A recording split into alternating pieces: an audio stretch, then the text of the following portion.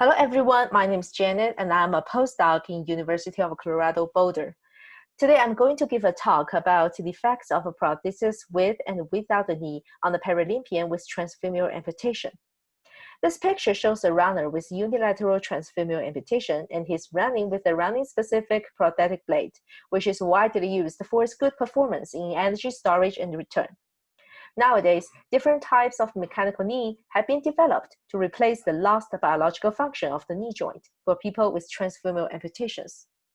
Compared to prosthesis without the knee, the prosthesis with the knee was shown to reduce metabolic costs by around 20% during running, indicating its advantage in reducing metabolic cost. Kinematically, in a group of novice runners, prosthesis with the knee increased the hip sagittal plane range of motion and reduced the swing phase hip abduction when compared to the prosthesis without the knee. These kinematics changes indicate that the prosthesis with the knee could induce less asymmetrical running gait. However, it is not clear whether the added knee joint will add more mechanical energy loss during running compared to the prosthesis without the knee.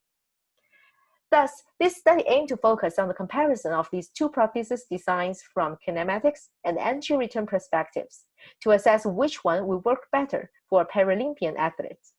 We hypothesized that the prosthesis with the knee would induce similar hip kinematics changes in the Paralympian athletes as found in novice runners, including a higher sagittal plane hip range of motion and a lower peak hip abduction in swing phase in the affected leg. We also hypothesized that the energy return performance would be comparable between these two prosthesis designs. We asked female Paralympian level triathletes with unilateral transfemoral amputation to run at 4 speeds. We tested the slowest running speed first, which is her training speed, and gradually increased the speed to 4 meters per second, which is her racing speed.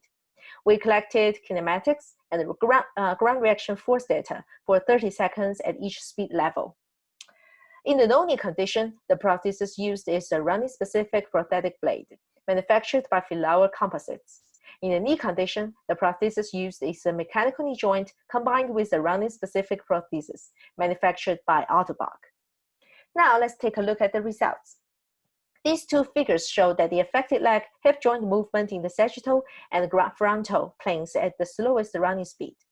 We calculate hip sagittal plane range of motion and hip swing phase peak abduction, which is the negative value shown here in the right figure, for all testing speeds from both sides of the legs.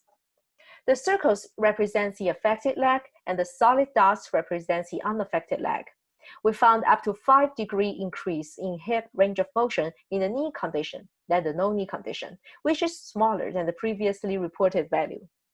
Meanwhile, we found up to 26-degree reduction in peak hip abduction in the affected leg, which is higher than the previously reported value. Moreover, the peak hip abduction angle is more comparable between the affected and the unaffected legs, indicating a less asymmetrical gait in the knee condition than the no-knee condition. Another focus of this study is the mechanical energy loss of the two prostheses. We generated a work loop by plotting vertical ground reaction force versus leg length shortening during stance phase. We further calculated the hysteresis value, which is the area in the loop. The hysteresis value indicates mechanical energy loss during running. In most of the running speeds, the hysteresis value were comparable between the two testing prostheses, indicating a comparable mechanical energy return performance. In the fastest running speed, the hysteresis value reduced in the affected leg and increased in the unaffected leg in the knee condition compared to the no-knee condition.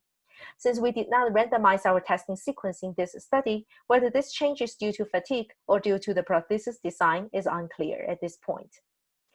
The results of our study indicate that the prosthesis with the mechanical knee joint would induce better biomechanical changes during running, including an increased hip sagittal plane range of motion and a reduced hip abduction.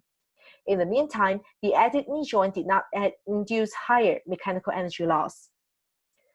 The single participant pilot study here indicates the importance of future research to determine the effects of a prosthesis with and without a knee during running in individuals with unilateral transfemoral amputations.